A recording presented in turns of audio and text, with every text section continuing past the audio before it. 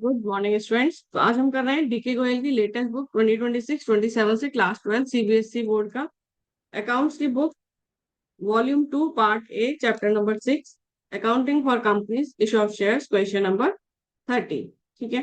So Nilgiri tea limited invited applications from the public for issue of 1 lakh shares at the rate rupees 20 each. तो 5 on application, 7 on allotment and balance on first call. तो balance on first call मतलब 20 में से 5 minus 7 equals 8।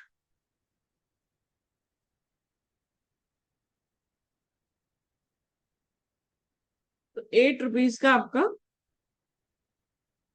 First and final call है। ठीक है। फिर है पब्लिक अप्लाइड फॉर 90,000 शेयर्स।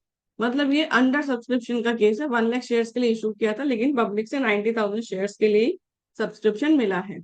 फिर 6,27,200 मिला हमें अलॉटमेंट पर, और 7,12,800 मिला हमें फर्स्ट कॉल पर, फर्स्ट एंड फाइनल कॉल पर।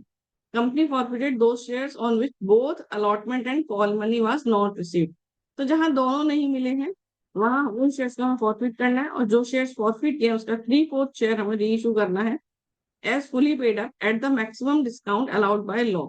Maximum discount allowed by law यानी जितना हमें पहले गेन हुआ था फॉरफीचर के टाइम पर, उतना ही री इशू के टाइम पर हम डिस्काउंट देंगे। फिर company paid share issue expenses of rupees 50,000 which were completely written off at the end of the year. The company had 60,000 in securities premium account.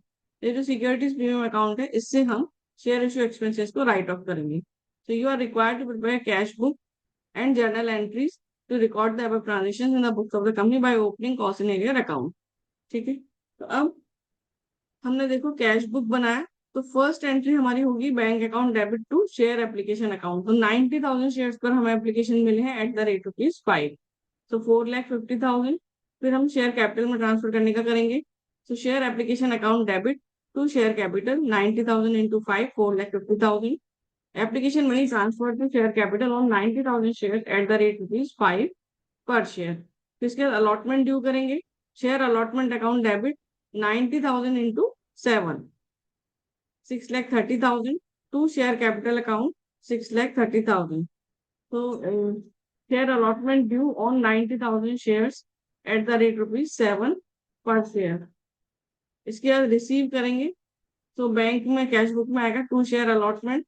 देखो 627,200 हमें मिल रहा है, लेकिन ये है 7 रुपीज पर शेयर के अकॉर्डिंग। तो 89,600 शेयर्स पर हमें मिला है। 90,000 शेयर्स पर हमने ड्यू किया था, मिल रहा है 89,600 पर। इसका मतलब 400 शेयर्स पर अलॉटमेंट नहीं मिला है। So 89,600 इंटू 7 627,200 अलॉटमेंट में आया। फिर फर्स्ट कॉल ड्यू करेंगे। Share first and final call debit to share capital. तो 90,000 शेयर्स पर 8 रुपीज, क्योंकि 20 का एक शेयर है, एंड 5 एंड 7 एप्लीकेशन अलॉटमेंट में बैलेंस फर्स्ट कॉल। तो 8 रुपीज। तो share first call due on 90,000 share at the rate rupees 8 पर शेयर 7,20,000। फिर इसका हमें मिला है 7,12,800। तो बैंक अकाउंट में आ जाएगा कैश बुक में to share first and final call 7,12,800। अब 7,12,800 को हम 8 से डिवाइड करेंगे तो 89,100। so 89,100 शेयर्स पर हमें मिला है 8 के हिसाब से 7,12,800। फिर हम कॉस्ट इन एरियर का एंट्री कर लेंगे, जो हमें नहीं मिला है। कॉस्ट in arrear account debit to share first and final call. So first call money not received on 900 shares at the rate rupees 8 per share। 89,100 पे मिला है, 90,000 पे ड्यू था, तो 900 शेयर्स पर नहीं मिला है, 7,200। फिर हम फॉरफिट करेंगे शेयर्स को। तो देखो हमारा अलॉटमेंट पर अमाउंट ड्यू था 6,30,000, लेकिन अमाउंट हमें मिला है 627,200। तो 2,800 नहीं मिला है, और 2,800 डिवाइडेड बाय 7 यानी 400 शेयर्स पर हमें अलॉटमेंट नहीं मिला है। ऐसे ही फर्स्ट कॉल पर हम देखेंगे। तो 90,000 इंटू 8 7,20,000 शेयर्स पर अमाउंट ड्यू था। 90,000 शेयर पर 8 के अकॉर्डिंग 7,20,000 ड्यू था, और अमाउंट रिसीव हुआ है 7,12,800। अमाउंट जो नहीं मिला है वो है 7,200। अब 7,200 डिवाइडेड बाई 8 900 शेयर्स। अलॉटमेंट नहीं दिया 400 शेयर्स पर, फर्स्ट कॉल नहीं दिया 900 शेयर्स पर। लेकिन हम फॉरफिट वही करेंगे जो जिस पर दोनों ने नहीं दिया है। तो 400 शेयर्स पर दोनों ने नहीं दिया है, तो हमने वो शेयर्स फॉरफिट किए। तो share capital account debit 400 into 20 है कॉल्ड अप वैल्यू, पूरा कॉल कर चुके हैं हम। तो 8000 शेयर फॉरफिचर में आएगा जो पैसा मिल चुका है, तो केवल एप्लीकेशन मिला है, तो 400 इंटू 5 2000। अलॉटमेंट नहीं मिला है, to share allotment 400 into 7 2800। To calls in arrear 400 into 8 3200। तो हमें 400 शेयर्स पर 8 रुपीज के हिसाब से कॉल्सन एरिया नहीं मिला। सो 400 shares forfeited on non payment of allotment and first call money. इसके बाद है 400 शेयर्स का 3/4 हम री इशू कर रहे हैं, यानी 400 का 3/4 मतलब 300 शेयर्स। सो 400 का 3/4, सो 300 शेयर्स हमने री इशू किए हैं। इसमें हमने मैक्सिमम डिस्काउंट दिया है, तो मैक्सिमम डिस्काउंट वो होता है जो हमें पैसा मिल चुका है, तो हमें एप्लीकेशन का पैसा मिल चुका है, तो उतना हम डिस्काउंट दे देंगे 5 रुपीज का, और बाकी पर हम इशू करेंगे।